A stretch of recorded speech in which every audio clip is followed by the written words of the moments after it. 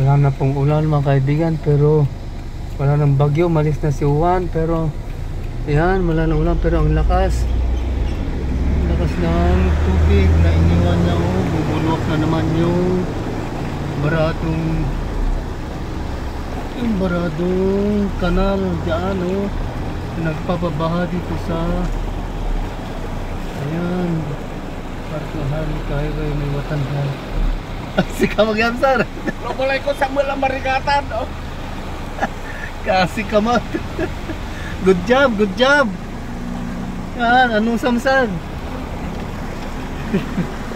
Okay, yan si Sir Gabina, John Gabina, ang masipag na nag-aalis na ng barado dito sa kanal. Ayan, kawawa naman kasi affected siya dito sa harap ng kanyang bahay. Good job, sir, good job. Thank you, sir. Lalim mga kaibigan ng tubig, para na namang ilog ang Maharlika Highway malapit sa Tiplex papunta sa Baguio. Yan mga kaibigan, ito yung Tiplex dito sa Pusurubio.